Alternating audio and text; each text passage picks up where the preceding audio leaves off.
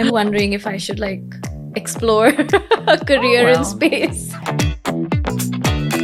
On the first day of work, I realized they all need satellites. And that was the day I also realized that I will eventually go back to space. Every company would be a space company eventually in the end, because there's always that relevancy to space. You just can't avoid that. And it's just a matter of time that in the end of the day, you will have to deal with us. I think space education is fundamental to any individual's existentialism, their perspective in the world. There's no planet B so far as we know it. Even if there is, we can get there. It's just at the moment we don't have a choice except Earth. When we talk about going to space or living there or making it habitable or all of those things, they sound so far-fetched. Is it really going to happen? Hi everyone, welcome to She Talks Business, another episode from Bali. This is a very, very exciting episode for me because it's all about the space economy, which has been a growing interest for me, but one that I have not been able to explore too much so far. So I'm super happy to have you, Anna. Thank you so much for being on the podcast. Thank you for inviting me. It's a pleasure. It's an honor. Thank you for considering me as your guest. Awesome. I want to start with, you started in public-private partnerships. You have a bachelor's in a completely different domain. We'll talk about that maybe if we get the time. And you've landed in space, space education and advocacy. Walk me through, how did you end up building an organization on space education and advocacy? Okay, so that's not going to be a linear answer because that's spanning over, I guess, 15 to 20 years. But I've always wanted to work for NASA since I was in high school. And my late father is an aerospace engineer as well, but he was more of an aviation guy. So I've always had that aspiration to work in space since high school. But, life happens. I didn't get to study aerospace engineering, and little did I know that you don't need to always be an aerospace engineer to work in space. That I know now, and look where I am now. But the journey, it was, it wasn't linear at all. So when that didn't happen, I ended up doing arts and then studying, I've always liked science though. So I still kept that as part of my philosophy of science, degree. But then how life turns out that after even I studied humanities, arts, religion, I ended up working in an engineering firm. And that just builds up my career in the engineering field. And so from infrastructure to master planning, urban development, I shifted to defense and military.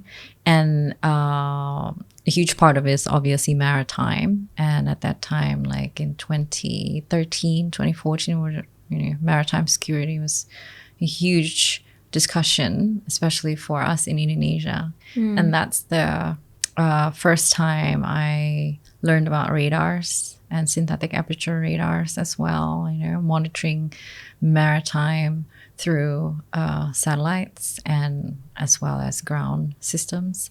So that indirectly brought me to aerospace technology. And I ended up working for one of the biggest defense contractor in the world.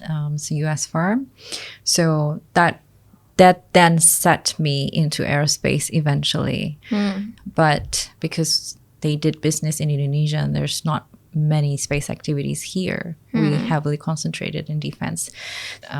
So I shifted from defense and military to environmental and forestry and peatland and just deforestation, stakeholders management, etc. And to the extent of, on the first day of work, I realized they all need satellites. And that was the day I also realized that I will eventually go back to space. Wow. So it was a good detour, climate change, knowing your stakeholders, and a non-space technology that actually to know the state of the planet, you all need space technology. You need satellites.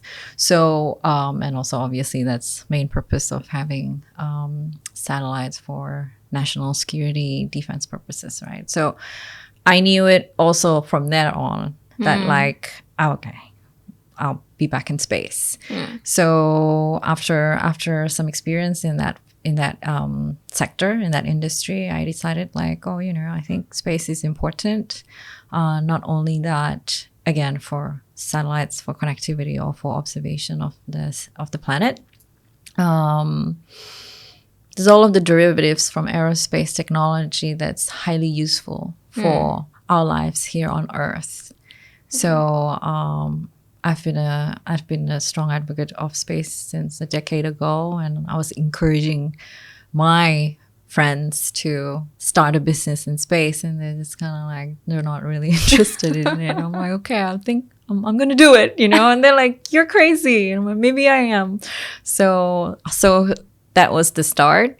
And I thought Indonesia don't really, I mean, we were leading at one point. In the very beginning, we were the third country to have like a geostationary satellite for connectivity. And then we were the first one as well to have an observatory in this region, actually. Oh, wow. So we were leading back then, and then suddenly it stopped, right? So yeah, I mean, that journey started a decade ago. But what I'm advocating now is bigger than that. It's more wider. It's for the entire industry, from not just research, as well as industry, but also for exploration in general. So just the whole space spectrum. Yeah. So that sounds so exciting. Like your entire journey of how you landed where you always thought or you wanted to be. Right? It was a detour, but you ended up there. Now I look back that if I had not made all of those detours, on the journey, you got really confused. Especially my friends. Don't ask about my family. They'll go like, what is she doing now? But now that I look back, it's like, if I had not done that, I wouldn't be able to understand space as it is today. It's because of all of those experiences. My experiences in infrastructure now is highly relevant to lunar construction. Right. So, setting up the lunar base, master planning the lunar base, like where's the first settlement on the moon going to be? So, it's that's because. Are we thinking about that? Well, yeah, they are doing it. They're planning for it, and they're doing the geotechnical engineering work at the moment. There's like working groups by the John Hopkins University and Applied Physics Laboratory, and it's being led by a company called, I don't know if I can mention this, but it's a U.S. firm of which I used to work for, right, for the Indonesian office. So it's interesting how I could have a Zoom with my former boss and our colleague in the US, and we were all he's still working that company there in the US, but we used to talk about master plan here in Indonesia, and now we're talking about master plan on the moon. Wow. So had I not had that experience in engineering firm, terrestrial, for infrastructure and urban development, I would not be able to understand the complexity of constructing a lunar base at the moment. So all of that master planning, and that's highly useful for me to understand. Plus all of these planetary science, where obviously building on the moon is completely different from building here on Earth, right? So then it gets more complex. Then you learn more, because the gravity or atmosphere and regolith, it's different from drilling here on Earth. So all of those knowledge in terms of building a power plant, or how you're gonna be self-sustaining in terms of energy over there, right? So all of that I learned during my detours. Wow. Including even, for example, satellites, like Earth observation satellites. And I specifically know who are the stakeholders who needs it, and whether it actually answers the question, and whether actually it works, or the business model works or not, So it's very different when you're producing innovations of technology and actually trying to solve the problem. And that's where we try to to be at, to bridge between the problem and the technology, whichever comes first. Because sometimes the engineers would come up with the innovations of technology, but does that actually solve the problem? Because what they need is completely different and it's not applicable, right? Sometimes it's not the most sophisticated technology, but it's like a simple technology that could solve the problem. Right. And there's always the human factor and political will, or etc. Regulatory policy that's not, that you cannot solve. Technology cannot solve that. That's all the human and social factors. So it's then it's interesting the play whether between the technology offered from, let's say, space and to how it can help us solve or Problems here. On Right. Earth. Okay, this is all very exciting for me. Let's first talk about what you do. Tell me a little bit about what you do at Antarexxa, and then we'll talk in more detail about the space economy itself.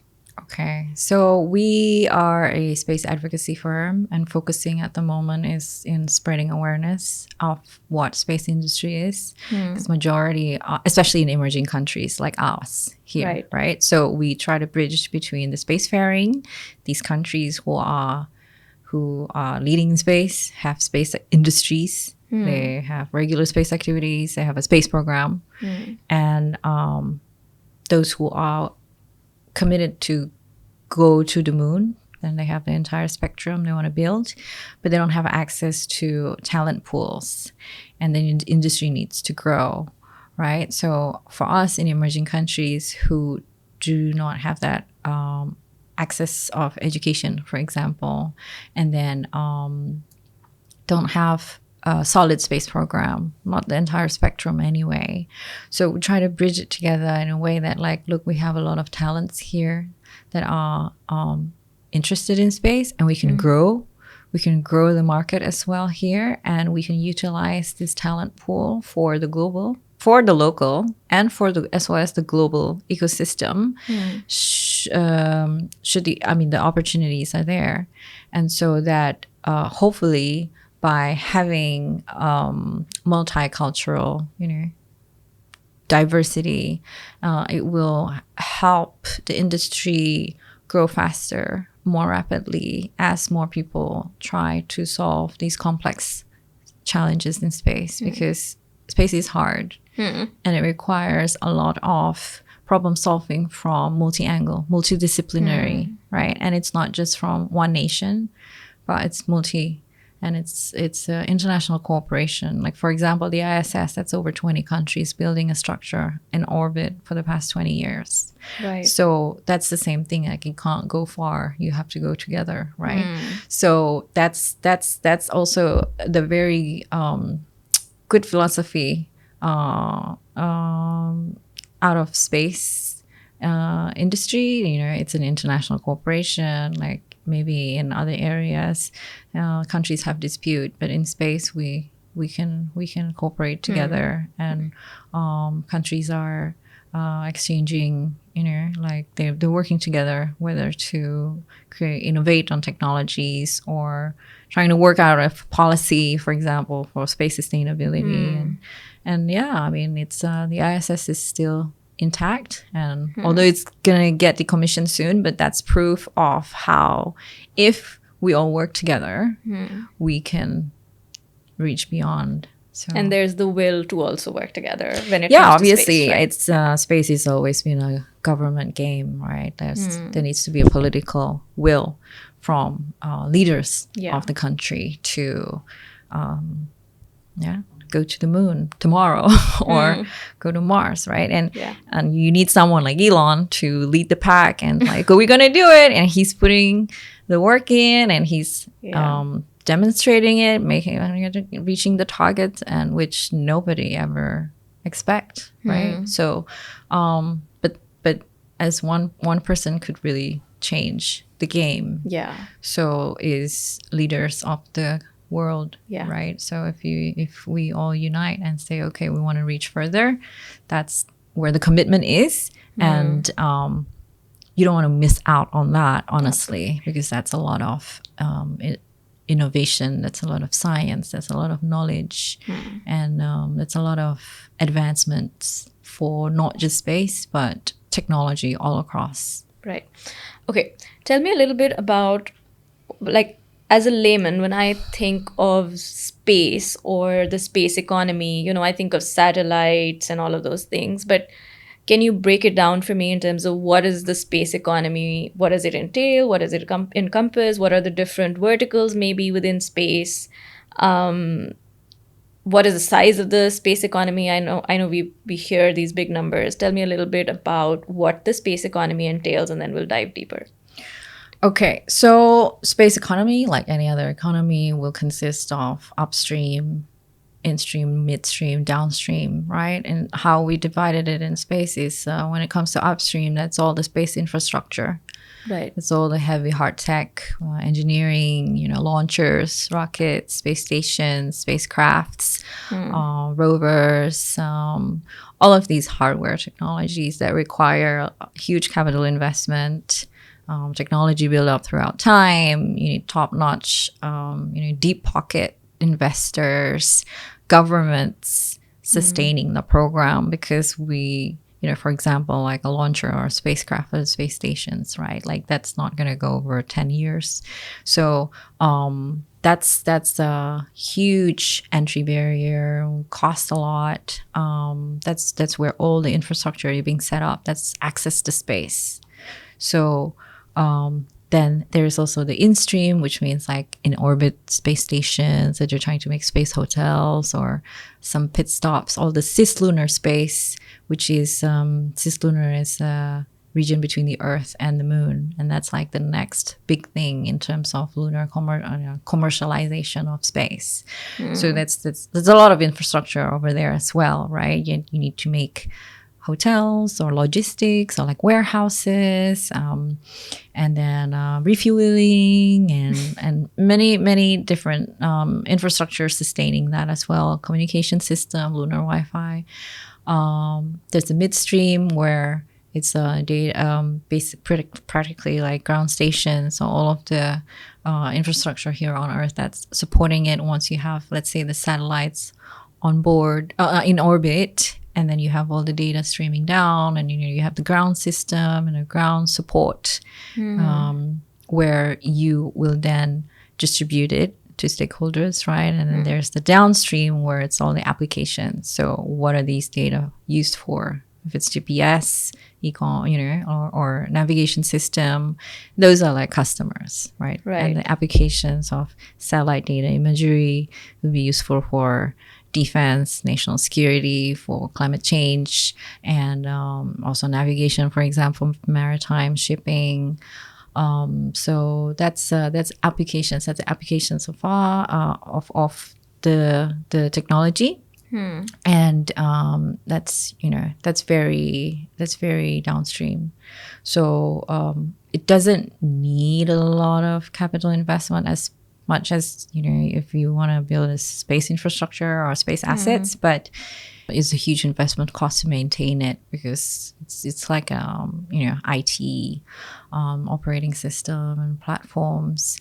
So the business model is more challenging in that way, because sometimes the market's not matured yet, or you have very niche market that the return of investment is just still not there yet. It's either you wait for the market to be more mature, or it's just not the right business model, and they continuously need to find, because that's the downstream challenge. But that's space economy in entirety, and that's industry as well. But at the same time, there's also the research for the academia. Whatever knowledge you produce from that will hugely also be beneficial for the technology innovations, right? Like and as the trend grows, it has to be multidisciplinary, because again, there's the heliophysics, there's the sun affecting the solar storm, and all this space weather affecting all of these spacecraft in orbit, or when you want to launch a missile and then you catch a solar storm and it doesn't hit the target and it's elsewhere, that's bad news for any kind of armed forces in the world. So the economy is wide range. Industry, of course, sustain it all, but in terms of knowledge, whether academia and also exploration, that's where all of the innovation of technology, giving birth to things that are not been done yet, creation of technology, innovating technology, or also integrating it with another. So that's the technology spin-offs that is also applicable for other industries, or it has its dual use for our terrestrial business here, as well as it solves planetary challenges.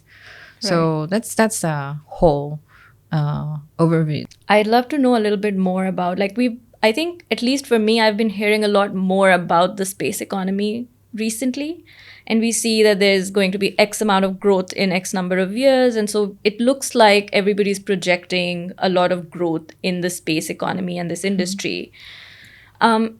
What do you think is really driving that growth? Why is it suddenly becoming so much more important? Why is there so much attention going there? Or is it just me listening to more people talk about space? Obviously, the Big Four analysis and the latest report from World Economic Forum, they project about $1.8 trillion by 2035. Right. So last year is about 630 billion. So about 9% growth per annum. That's a projection. Space economy with, I think, the impacted non-space sector that's relevant to it. That's why the number is flaunted so huge, right? So it's not just within the industry, but it's also affecting all the non-space. So it's applications. Remember when I said when it's applications, like Uber and non-space sector, it will touch e-commerce or ride hailing, navigation will affect shipping and etc. So space is the future. We can't deny that, right? It's coming, and everybody's especially now that a lot of people are working on it and they are committed in growing it. It's just a matter of when, right? So if you want to flaunt the numbers, yes, then obviously it goes beyond, but it's about timing as well. When's that going to happen, right? So a lot of the investments at the moment are currently stagnant because there's still not much return. And a lot of the VCs don't have the return and they cannot reinvest back, right? And apart from all the geopolitical changes at the moment, but space relevancy to our everyday lives, especially in terms of commerce, is undisputable. We rely every day on satellite communication technology, whether it's GPS, navigation system, connectivity for phones, broadcast, TV, satellites. It's the entire infrastructure of space connectivity. If we eliminate that, does the economy melt down? So that's how relevant it is, and that's why it's impacting a lot of those non-space sector as well. So that's the relevancy. And to not forget all of the space exploration opportunities within that space economy potential, right?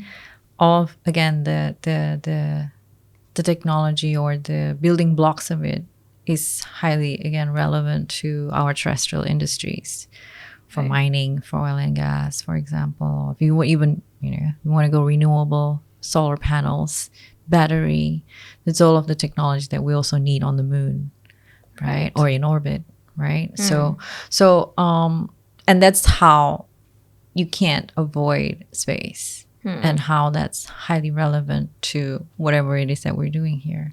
So every company should have a space policy, or every company would be a space company eventually in the end, because there's always that relevancy to space, right? you just can't avoid that. And it's just a matter of time that in the end of the day, you will have to deal with us. Because yeah, you have no, and the great thing about space is whatever your background is, there's a place for it in space. And that's how we could say that, like, of course there's the relevancy. There is a place for everybody in space. Yeah, I mean, when we talk about going to space or living there or making it habitable or all of those things, like, they sound so far-fetched when I'm listening to you. They're all exciting. Do you think it's something that's going to happen in the near future? Like, what's happening? What are there new advancements that are happening that are making that possible? You mentioned we were trying to build something on the moon to get to Mars.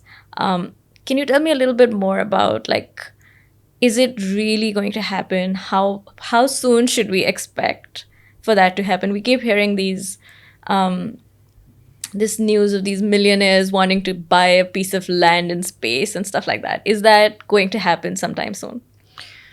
Well, the first and foremost is you can take a look at what SpaceX have done, right? And their company is valued at $350 billion as of today, and they're the leading one. Yeah. So you look at what SpaceX is doing, and they did like a few test flights of Starship, and everything seems to look okay. Yeah. And so judging from that, like, they're putting where the money in pocket is and the mouth is as well. They're walking the talk. And so I would also certainly believe and hopeful that maybe the 2026 mark is possible. Oh, wow. That's the aim to go, right? And looking at the developments now, they look like they're on the right track. So, and then if you also want to look back on all of their achievements, like from Falcon 9 to Falcon Heavy to Starship and to now, they are literally on the right track. And if they have demonstrated so far, I certainly hope, I have that belief that they could probably make it by 2030, whether it's going beyond orbit, like going to deep space at least, or they are definitely going to the moon. The moon's like 3 days away. They can make it. Mars is a different scenario, but that's probably the benchmark. Right. If you ask me, like, what's going on in space and whether it's far-fetched or not, it's actually not really. A lot of my colleagues are literally doing Star Trek stuff, Wow. So interesting. Exactly. And when you're in that level as well, and you talk to all the space startups or the players, and it feels so far-fetched from our daily conversation here in Indonesia, for example. But when you know that there are companies being invested in doing all of these technologies and they're working on it, like, it doesn't seem science fiction anymore. And they're actually working on that, and the science is there and the technology is progressing, right? So that's why the industry needs to grow, and it needs more people, and et cetera, which will also bring us back to the talent pool acquisition and human capital development from, many countries and, different backgrounds, different disciplinary, because you need different perspective in solving this problem. But in your case of question, like millionaires wanting to buy land, I mean, you can do that virtually already. You can buy a star from Decade. Yeah. You can buy a star. My friend bought me a star, and you will always be able. It's like buying a domain, right? Right. So everything in the metaverse, like how are you going to quantify that? Yeah. But we're talking about hardcore deep tech, hard tech, and engineering. There's that concept and there's this vision of building a lunar base, but is the geotechnical engineering resonating with that plan? So if not, what needs to be done? And that's also, this is a new branch, even in the American Civil Engineering Society, as we know it of today, this is still a new discipline.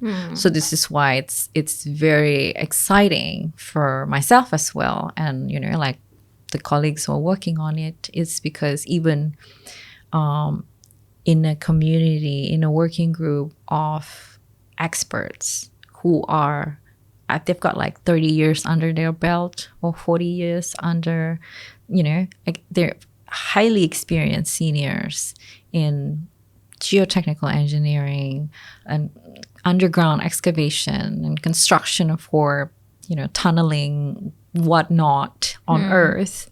Even for them, this is something new. Yeah. Like the regolith, understanding how you're going to drill and what's the impact. What about the quakes on Earth? How are you going to structure it? And all of this, even for the most senior geotechnical engineers, it's still very puzzling, and they still need more data. So it's decades of expertise on Earth being brought upon to solve this problem. Whether it's possible or not, we're yet to see, right?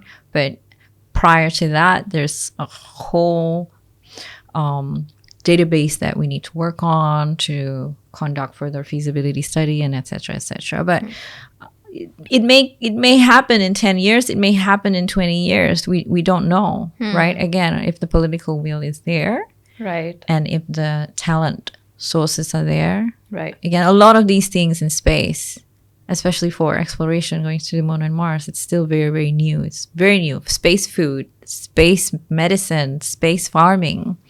But that's all rooted in agriculture, in agri-tech, biotech, food tech, which we all know already. Right?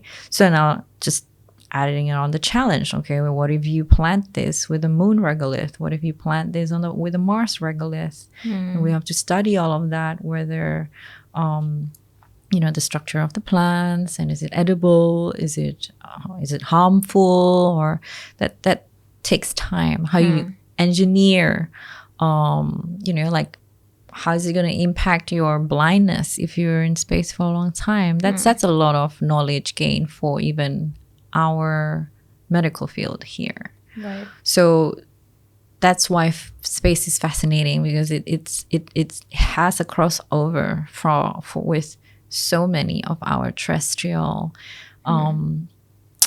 sectors here. Right. They're highly beneficial. Aging, radiation, cancer research, all these medical, pharmaceutical research that could be done in microgravity environment. That's highly beneficial, not just for space exploration, but also for us here. So if you ask me when, I have no idea, but it's happening. Progressing every day, and it needs more people. It needs more researchers, scientists, technologists, programmers. It needs a lot of support as well to make it happen faster. Right. Okay, so you've already sort of built the case or made the case for why it's important, how it impacts us here, but I want to talk more about, I want to understand a little bit more how, let's say, space exploration, for example, directly impacts businesses or industries here. Like, what should we know? Do we need to prepare for something? Are there specific industries that can benefit from space exploration? I remember during our call yesterday, you mentioned water filtration technology coming from space exploration. Like, what are some things that the world today here on Earth can benefit from all this space exploration and technology and so on and so forth? Like, you've talked about it in bits and pieces, but I'm super curious. Like, what do we need to know? So in space, we call it the spin-off. Right. The spin-off technology. It is the investment stack. That's why people invest in space, because it's all the knowledge, science, and whatever innovation that you found on the journey there. That's what beneficial and applicable for our non-space, for our terrestrial and non-space industries. Right. So, for example, from the Apollo program, there's a lot of spin-offs, including, computers, laptops. That's like, you can't bring huge computers to space. Everything needed to be light Everything needed to be small. Cameras, that's all from the space program. That's all from the Apollo era, like a lot of IT innovations, and then sunglasses, mattress, it's all part of the space program spin-offs. Right. Water filtration, air filtration, basically the recycling, because a closed loop system in the International Space Station, you have to recycle everything. Right. So, and in terms of, let's say, resource management, you can't, you're subjected to limited amount of logistics that you could bring in orbit. So you need to manage your resource carefully. That's why you also need to now start growing food in space. Right. And whatever that is also the mirror image of what we're experiencing here on Earth in terms of our resources limited, land is obviously limited, and like how are we going to solve that problem as well. So that's applicable in our agriculture, for example. For fertilizer, well, we can't really bring fertilizer in orbit, so how are we going to create fertilizer out of nothing, right? And that could solve the problem of our fertilizer problem here, because there's a few countries that monopolizes fertilizer. So how can other countries be independent of producing their own based on the research from space farming, for example, right? So these technological spin-offs, that not all the AI and the technological stacks that thermal, for example, that's hugely beneficial for manufacturing semiconductors. So and that's what creates the value of the investment, because then it could work here on Earth commercially, right? And it could also solve the problem extraterrestrial. So that's why it's interesting. And it's like also a lot of the investments are now, it's actually in actually the building blocks of the technologies to enable living in space. Right? Because again, there's only certain limited amount of investments or investors who can support the upstream, right? And then but then if that problem is sorted, how can we then live in space? So that's where the investment opportunities coming in. So let's say we can get there. What are we going to do there? Okay, we need to build a base. How are we going to build a base? So you create the technology for that. And it's also, you can use it here, for example, building in remote areas, or navigating rough terrains, or underwater robotic system that can fix the subsea cables if there's something wrong for the gas piping undersea. So it's all highly relevant. And these spin-offs are or dual use is what makes it interesting. Yeah, no, I think that's all very new for me, because I hadn't ever thought of space or the space economy or space technology in that sense of how closely or significantly it can impact how we live our lives here, and particularly in terms of technology and innovation and problem solving and so on and so forth. So you mentioned resource management, and you spoke about living on another planet or in space, etc. Where's that motivation, or what is our incentive? Is this like because we keep talking about obviously the limitation of resources on Earth. Is this kind of like our contingency plan? Are we going there for resources? What do we want from there? Is that going to be our plan B? What are your thoughts on that? There's no planet B so far. As we know it. Even if there is, we can't go there. We can't get there. It's just, at the moment, we don't have a choice except Earth, right? But that doesn't mean that we don't explore, we don't try. We can do both at the same time as well. So obviously the spacefaring countries do focus on, space resources as a government. It's a long-term investment Right. for energy security, for example, and also the precious resources that is extraterrestrial, right? But technically speaking, is it possible in 5 years' time? I don't think so. Right. Again, relating back to the technicalities of things, that's a very long-term investment. But that's the beauty of why people in space are trying to do so, right? It's to, again, to give hope that if something happens here on Earth, then we probably have, some people are working on an exit plan, although the approach of, like, let's say colonize Mars, and a lot of people are not happy with that approach. Right. But in the context of exploration and like pushing the boundaries, going above and beyond, and etc., and just seeing how far humanity can go, right, and how much science, and what happened to Mars? Are we going to end up like them, like the planet, so just how far we can go to learn what's surrounding us, and so that we know better about what's going on with us. Right? So, I mean, it's, again, very different from meditation, where you have to sit down and go inward and like, what's going on with me? Space is looking outward, it's going outward, but also to then understand what the space environment is, so that we also know what to do with ours.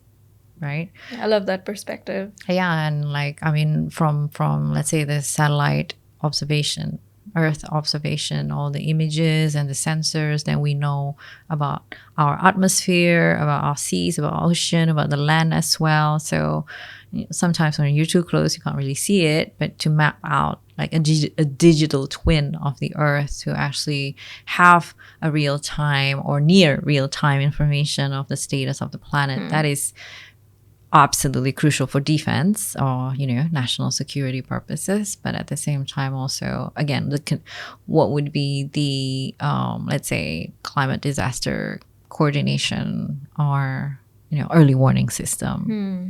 Right?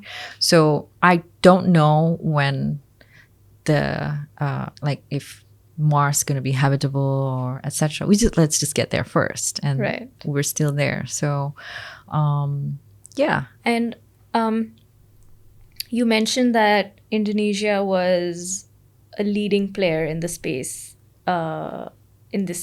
economy or initiatives at one point in time. They were doing a lot of stuff. They're also very well positioned, I believe, when it comes to being on the equator. I think it helps them in some way. I don't understand a lot of that, but and a lot of your work also is really bridging the gap between spacefaring nations and emerging economies. So tell me a little bit about what's happening in Indonesia specifically, but then also what are the opportunities for emerging economies? Because of course there are competing priorities here, right? Like there's limited resources, there's so many problems to solve. How can focusing on this, like what are the opportunities there for emerging markets to leverage? Okay. So for Indonesia, in the satellite communication industry, I think we're good. I think Indonesia actually owns a lot of the most satellite communication in comparison to other countries in the region. So a lot of the satellite professionals are always happy here, because obviously we're a good market and we are a good customer as well. In other parts, for example, space exploration, there's not much. There's no activities on that front. The government does have a plan on having a spaceport. They want to build the Biak spaceport. And the equator, obviously, it's less force to go to, it's less G-force to go to space, and it's good for geostationary launches. But I mean, there are other options for that around the world as well. It's still, again, a very long haul project, although we've had offers. I mean, the government have had offers from other countries, so they want to invest in building a spaceport here. but it's not as simple as that, and there's also the question of like what would be the opportunity for the private sector in that plan, right? Because to sustain a spaceport, that's like very tedious. A lot of, there's an operator, there's a management, and there's the business side of things as well, right? So that's a long-term game, and which is still in progress, working a lot together with the government as well to build up the talent for spaceport, for example.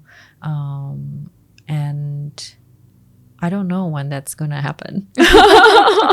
Hopefully soon, though. I know Malaysia is highly committed in building their spaceport. So the government's very highly coordinated for that as well. So there will be some sort of competition, I suppose. But Indonesia at large, we have a sizable land, and we are geographically, strategically located, yes, in the equator. But we don't have rocket technology, which means that customers would need to bring in their rockets here, Right, yeah. and there's the export control, and then it's not as simple as it is, right? So there's still a lot of complication that we need to sit down with the government and like, okay, how are we gonna,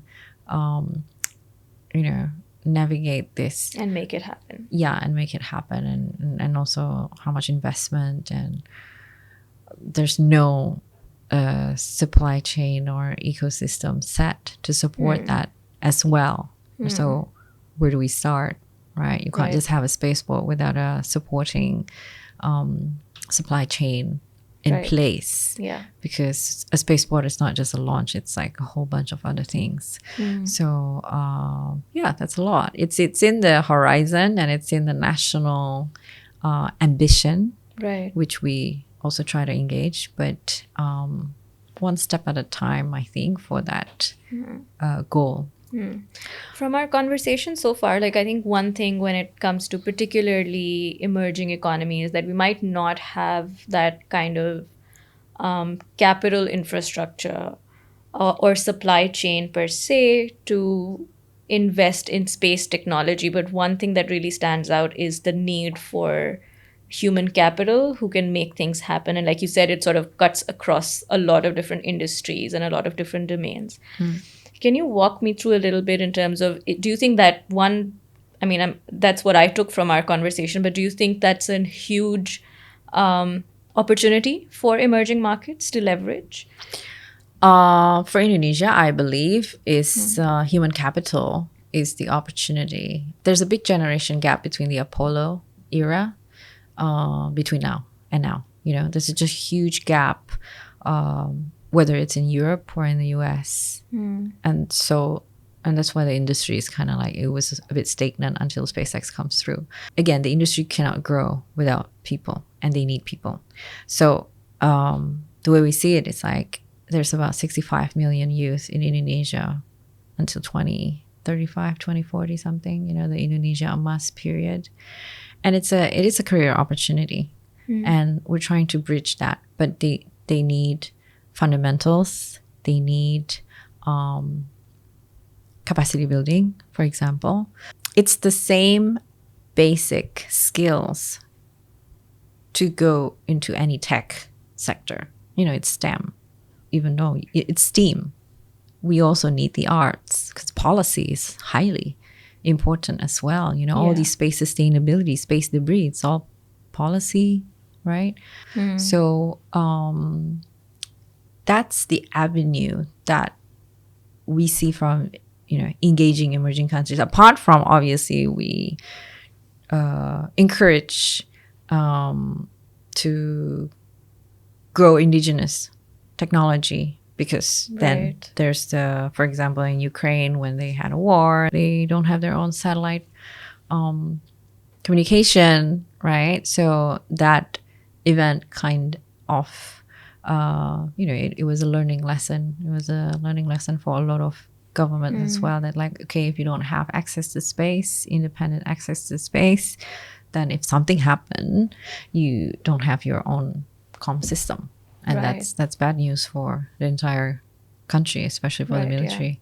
So yes, of course, we encourage the youth to build up upon technology, but again, there's a lot of restriction in it, right? Like, for example, I think if your country is not producing it, then you have to import all the components, and that's import tariffs is very expensive here. For Right, example, yeah. in Indonesia, it's not as simple. Like for rocketry, when we want to import, like we don't have rocket motors, or we need to import a lot of things, and that's going to be X amount in comparison to just buying things, or building your own will take time Yeah. in comparison to like importing it, and you have restrictions as well. So that's the huge challenge, right? But it sounds like a chicken and egg problem also, right? So, I mean, because one of the questions I was thinking is, yes, there are career opportunities, but I mean, even if I was to speak from the perspective of Pakistan, I mean, space might be an interesting career choice, but does it pay well? What are the opportunities? How do I bridge that gap between, okay, I know things versus now I have a career in space? Like, all those things are possibly questions for people which deter them from taking that route in the first place. So do you think there's a way around it, or is it still good because there's going to be advancements and at some point people will be needed from emerging economies to fill that talent gap within the spacefaring nations? What's the solution, and should somebody actually take up that career? Well, for one thing for sure, you have to be passionate to want to work in space. If you're looking for monetary compensation, there's a whole bunch of other industries that will pay you 10 times. Right. Probably. You can get paid well in space as long as you are in the right position. And you don't get to have that right position if you don't have the experience. So again, it's either you work up the ladder in any of the defense contractors, or you take and you swallow the pill and you do your startups and you fundraise and etc. You go through all that 7 years plus or 10 years plus, and you see where you're going. But the space is hard, like it takes a lot to sustain yourself in this industry. And if you don't have the passion, if you don't have the mental resilience, the perseverance, like forget it. You might as well do something else. So I find that like a lot of the people that I find in this industry is, first and foremost, they're passionate about it, and they're curious, and they love to challenge themselves. Like it's hard because there's not many people in this industry. It's still like the top, I don't know, maybe how many % of the world. You can't just pull a show, like people will find out about you as soon as possible. And so endorsement is important, and network is important, and building good relationships, again, international network, right? So but it comes back again to the individual. What is your goal in life? Right? Like, what is your purpose? Have you found your purpose yet? If you haven't found your purpose yet, then you'd probably have to do it like I did. Yeah, the detour. To go a lot of the detours until you're finally here, right? But even back then, I didn't know that my purpose would end up here. You see, so it's a lot of I think it's an individual's journey and its own. And if monetary compensation is highly relevant and very important to you, just go to banking. I mean, that's insurance, banking, that's safe, Yeah. Even the IT or even tech is very unstable now. Yeah. Like there's the tech winter, there's the tech competition. I mean, we constantly struggle for talents because there's the tech sector, right? And people would want to go to AI because now AI is paying very well. Yeah. Right. So that's the Keeps growing. changing. There's a lot of uncertainty there as well. Yeah. But tech is a very investment sensitive sector where when the investors pull out and you don't have any more runway, then you gotta go. Yeah. So again, it comes back to again the maturity of the individual. Are you seeking for experience? Are you seeking for I worked in, like a resume, like I used to work here, I used to work there and then. But in my case, as mentioned, I was in aerospace at one point and then I was in climate change, right? But during like my time in aerospace in that one particular company, it opened so much doors for me. So I got the endorsement. Like once you were there, they knew you used to work there. You get to know all these top tiers people, and they are very helpful. They're very supportive because they knew that you made it there, and so you have that standard, and it opens so much doors. And it's not just for and that's not even I don't even look at it from a business. I get to know a lot of really amazing people in the world. Like very easy to work with. It's just so simple. Like I just give them a call and it's everything. We work very well together. And no matter how difficult, it's because we have all the same mental resilience, right? And we just maybe we love to torture ourselves as well, but just kind of like, okay, how do we solve this problem? How can we push it one step at a time? And I have the support of my amazing friends and network, and again, that's something you cannot buy. All these network around the world, like if I can go anywhere and I can call someone like I'm here.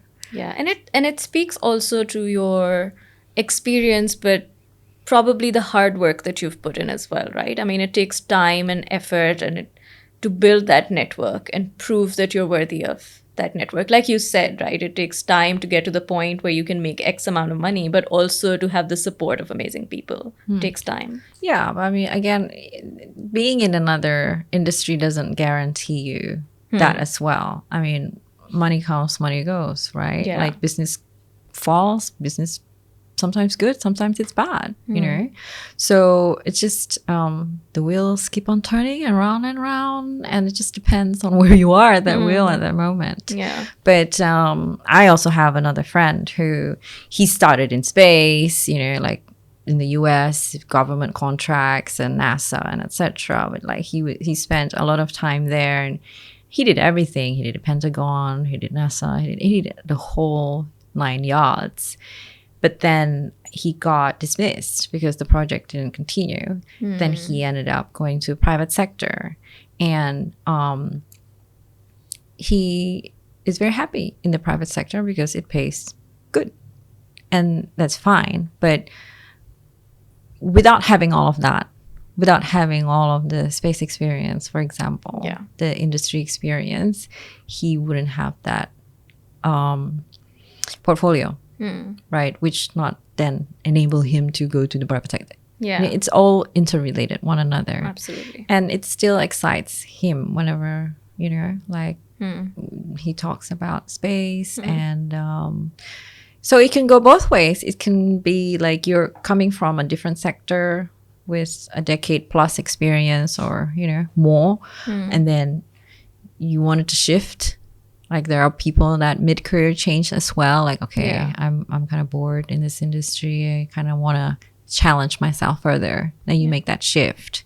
And other offers, they offer so much pay. But again, it comes back to what you want and where you are in life. Is money important to you? Or are you seeking for the experience? I mean, astronomers, do you think astronomers get paid a lot? Not really. But astronomers are the most... some of them are very like the most humble people because they have the wisdom, right? Astronomy is a character building discipline. They just don't care about money. and they just they study it, they study the stars and etc. So some of them, money is not the goal, Yeah. right? And you might get to it at some point, right? It still takes time and effort. May or may not. Yeah. That shouldn't be exactly, again. But once it hits you and like, no, I can't do this, then you have the free will to change your course and see what's available for you out there. But and a lot, I mean, like some people that I know as well, that they don't, like, even for myself, I try to balance myself between space and other terrestrial activities. I still find space to be the most interesting, to be the most challenging, especially because nobody's really doing it here, not on the level that we do. So it is exciting, but it's also it has a lot of challenges. But yeah, I mean, that's something that we have to take one day at a time. One of the things that the more we're talking about the space economy and exploration, I think there's also a lot of conversation happening around sustainability from that perspective, and their environmental concerns and space debris and so on and so forth. Is that something to be worried about? Absolutely. I mean, the two biggest constellation now is obviously Starlink and the Chinese constellation, right? And there's going to be about 30,000 plus more, I think, satellites in the low Earth orbit that have filed in the next decades to come. So it's going to be very crowded. It's already very crowded, and the debris are all over the place already, ranging from very small micromillimeter to a second stage of a rocket, like huge, car sized, for example. And it can fall anytime, it can fall anywhere on Earth, right? On land and on the ocean. So that in itself is just like our waste management here on Earth. It has an even more further. It's the complexity of trying to clean up the debris that's traveling in a very, very high speed, right? Like many different sizes. It's more challenging than just simply cleaning up the ocean floor here. So there's the technical challenges, which some companies are working on it, like for example, Astroscale from Japan. And there's other ways as well in terms of like, in orbits servicing, so refueling, it's extending the lifespan of the satellite. When you launch a satellite, you have the second stage, and you have all of these rockets, fragments that are not just floating in, and that's in the air, primary right? So that's source. that's a huge part of it. Okay. Rocket engines and rocket pods, like second stage. So there's that. And then also from the satellites, the orbiting satellites, the satellites that already no longer, and they don't burn up in the atmosphere, for example. If it's like, because not a lot of them, they're still floating over there, right? Or dead satellites, for example, once you go launch, and then it's just, because not all spacecrafts that are launched are fully functional. Sometimes upon launch, it failed already. So they just stay float, right? So those are like, and then all of the collision, like for example, the ISS get hit by debris all the time, and that's very damaging. So all of these are accumulating, right? Which just like waste on Earth, like you don't have clear access to space. It's going to damage other space assets. And what if it collides with the others, and that's going to damage other people's space assets, and that's going to affect the whole, again, system, right? Like our activities here on Earth. So there is the now the Zero Debris Charter by the European Space Agency, and there's long-term sustainability policy. So a lot of countries are now trying to really, really hard to set up all these guidelines as to who's going to be responsible for what, and including what is space sustainability, what consists of a good design, so that it doesn't cause us I don't know, debris or it lasts longer in orbit, for example. There was an attempt of like manufacturing satellite from wood.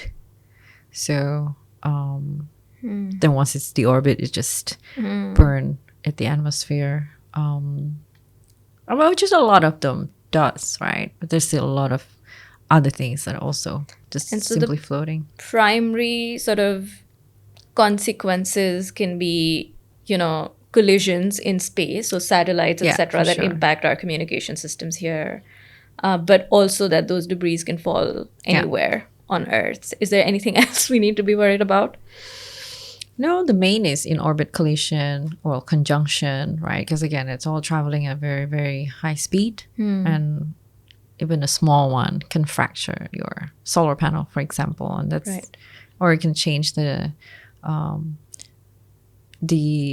orientation, right, or the orbit incline or whatever. So you need to adjust that, but that's like spacecraft operation mission. So that's why all companies that own space assets, or at least operators, they need space situational awareness. They need to have a system where they're like, okay, this is my asset, I have to keep it there, and like monitoring if there's any debris, and if there's any debris, then I'm gonna have to move it.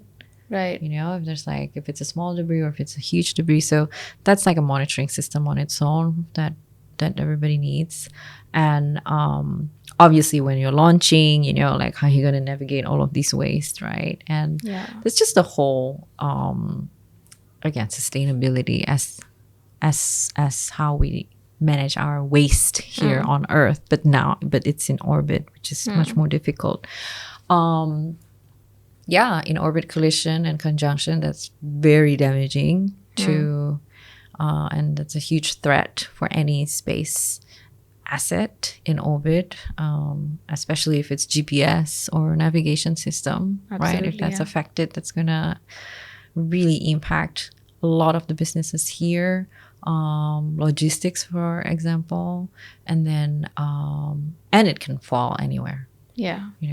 But in terms of falling on Earth, we can't really help it because there hasn't been like a predictive modeling that's so accurate when and where, because there's just a lot of have there been factors. any, like, in the past, have there been any damaging incidents like these before, and particularly in terms of falling on Earth? Were they harmful significantly? Plenty. Right. Plenty. I mean, in Indonesia itself, it's like in Central Java, the SpaceX second stage fell here a while ago, 2018, I think, 2019. So when something like that happens, like you did mention, sort of, who takes responsibility, like who's responsible and who bears the damages, and like how does that work? So if an object, if a debris fell in wherever territory, like say for example Indonesia, right? Like there has been a few cases in South Sumatra, in Central Java. So they will try to identify, and if it's a space debris, they will try to identify whose is it, what is it, and whose is it. For example, it's SpaceX second stage. So we call SpaceX, hey, your stuff fell down here. Can someone collect it? Because simply, especially if it's US, then it's like it's theirs. We can't really have it, So they came here to collect it, and then they have to pay the fine. Right. It's just, like it fell on top of someone's house, and you're going to have to pay for it, and then all the cost related to it. Yeah. I believe it should be more than that, because then it's especially if it landed on the sea, right? That's already environmental pollution. But what else? Well, God knows if it's going to land in the middle of the street somewhere. Yeah. Right. But usually it's towards the coastal area or remote. We do know roughly if the debris is coming in, because again, we have that space situational awareness. It's an open source. Everybody can access it. Everybody can learn how to identify and work on, let's say, predictive modeling to know when and where. So you can have like create an alert early warning system, notify the government or the Air Force or the whoever, that needs to coordinate at the field. Like for us, it's like BNPB. That's like Natural Disaster Agency. Right. So, but that's the only thing that you can do. You can just tell the government, like, okay, there's incoming at approximately this time Location. at this coordinate, and just vacate the area if it's populated, and collect it, and as soon as, and some we already know what it is, so they would have to come and collect it, and there should be a fine. But that's the part where it's hard to reinforce that, whether if it's going to be the government or if it's going to be the owner of the debris. Right. Okay, one thing that I'm just curious about, my last question, is you go for space advocacy. I'm sure you go to universities, you meet with young people, you talk to them about space. Are there any interesting questions that you recall? Like, what are some things that they're curious about?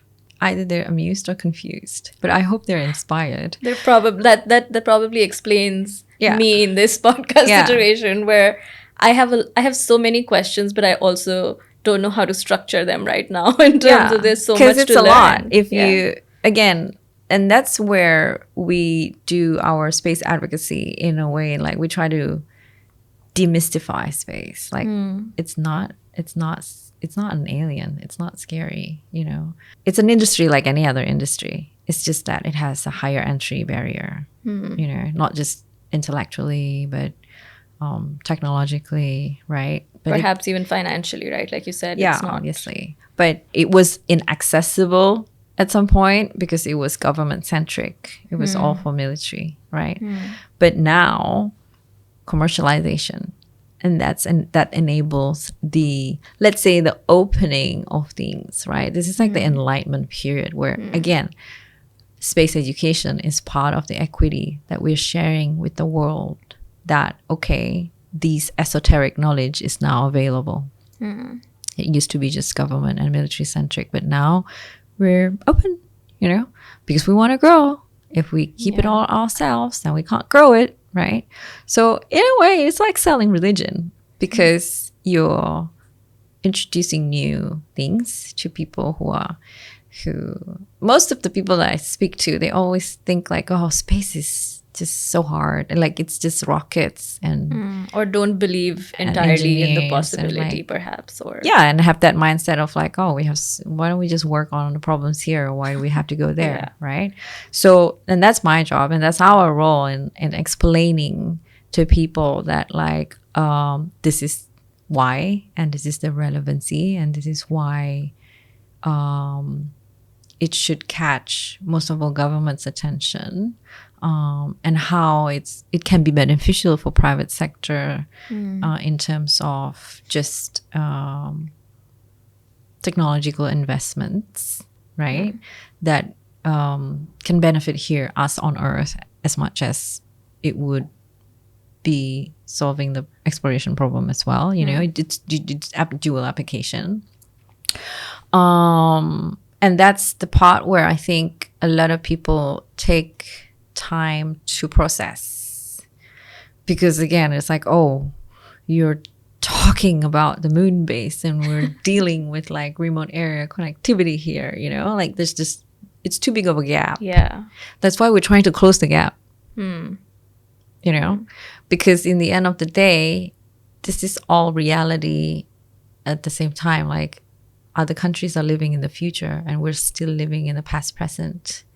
So how do we integrate that together, or at least those who are interested to be in the future can come and join us, and we'll introduce you to that timeline. Fascinating world of space. And it's a lot of giving, understanding, and explanation of what the industry does, because again, it's like, what do you like? There's a whole spectrum of where you can go, right? Like, you don't even have to be a technical person. If you're a non-technical, we need you too. Yeah. Like space communication, we need media and platforms to do our outreach and to explain to the public at large, like what I'm doing right now. Yeah. Right? So there's a place for everybody in space, and the industry is just like any other industry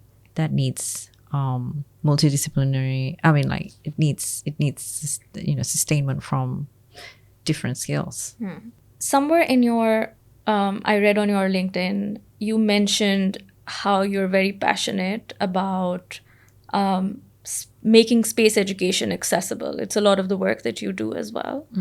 Can you just elaborate a little bit on that and explain why you think that's so important?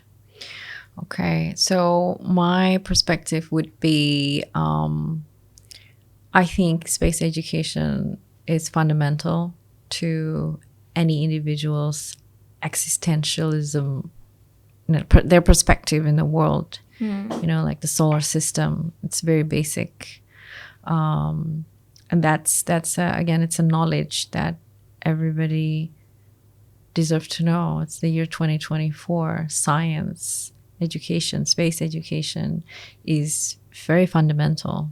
You need to know where you are. You need to know where you are in the universe. Yeah. And again, Earth as part of space as well, and what's going on with our planet, because that's all connected, right? And so of course there's a very important role that schools and universities and these educational institutes play. Is there a message that you have for them in terms of how do they make space education more accessible? I mean, what all can of they do? these space-related degrees or space education, they are mostly, again, abroad, right? In emerging countries. For example, even in Indonesia, there's only one university that offers aerospace engineering. Right. Let alone now, we don't, again, as mentioned, we don't need to be aerospace engineers to contribute in space. But, we can have STEM. But even then, STEM is still a very unpopular choice amongst youth here. And Indonesia is a country who needs a lot of basically scientists and engineers. Just, you don't even talk about space. We just need STEM people in general, right? Access to education, access to science education, access to space education that should be democratized. And it's also like a birthright, for example, to have to be given to students, especially in public schools. So I just want more university and schools to realize how important this is, And it's not about going to space, but it's about knowledge. Again, it's about science, the equity. I just came back from Sumba, and like I was teaching the first and second graders, and they don't know what planet Mars is. And it's the year 2024, So I think it's important to instill the sense of curiosity and hope. And these kids needs to know that there's other things out there that they can reach, and it is possible, Yeah. So it gives them the motivation and the hope and the curiosity, instead of just accepting where they are and not being inspired, because that's just, they're in a bubble. That's what they know, right? Yeah. They work in tourism, they work in hotels and hospitality. But I think, again, by providing access to space education, science education, STEM, that's what is going to help them realize that there's something more. In Indonesia, there's still not many support on that, because again, the mindset is like, why do we need to go to space? We don't need to go to space. We have a lot of problems here on Earth. Yeah. Right. And again, we have to demystify that mindset by saying like, it's highly relevant. Right. And like you said, it's not also just about going to space. It's that knowledge, it's that exploration, it's pushing yourself, like opening up your mind to other possibilities. And and how it's highly relevant to our daily lives here. Absolutely. Right? Like, do you teach them the Big Bang or do you teach them Adam and Eve? That's all day one. It's gonna determine the kid's perspective in life, where he or she is. And you know, do kids see the stars now? Do they see what's beyond? That's very, they don't even know how stars looks like probably in Jakarta, because you can't really see them, you know. So, but I remember when I was in high school and I saw the Milky Way, and that was the reason why I wanted to work for NASA. You know, like, it was just so unforgettable, and I would like to give that experience to kids here, youth. You know, like, that's your moment when you realize, like, oh wow, there's the cosmos, there's the universe. And because it's not just, again, about technicalities, but it's our soul connection with the universe as well, right? So I think that's important. And not only that, as a nation, you can grow from having science education as part of the curriculum, not because we need STEM skills in the future to come. Like, no country will succeed in any legacy without STEM skills, but it's also, again, to balance out that spirituality or religious belief that you want, that you have in your country. Like, for example, in Indonesia, then we've got various religions here. But yeah, it's for the growth of humanity again, which I think is the most important thing. Awesome. Thank you so much, Anna, No for problem. today. Thank you so much. I learned a lot. Thank you. Thank you. It changed I hope how that- I see, you know, the way we think about space generally, and what, you know, changed my perspective about it for sure. So thank you again. And I hope to see you pleasure. again soon. Thank you. Thank you so much for inviting me and for watching. I hope everyone's enlightened. And yeah, I mean, don't forget to always look at the sky, and we're all made out of stars, and you know, stars are wisdom. So don't forget, you know, like, to look up. Appreciate the sky. Yeah, and to look up, because that's where you will feel connected, not just within yourself, but also with the rest of the world. Awesome. Thank you. Bye.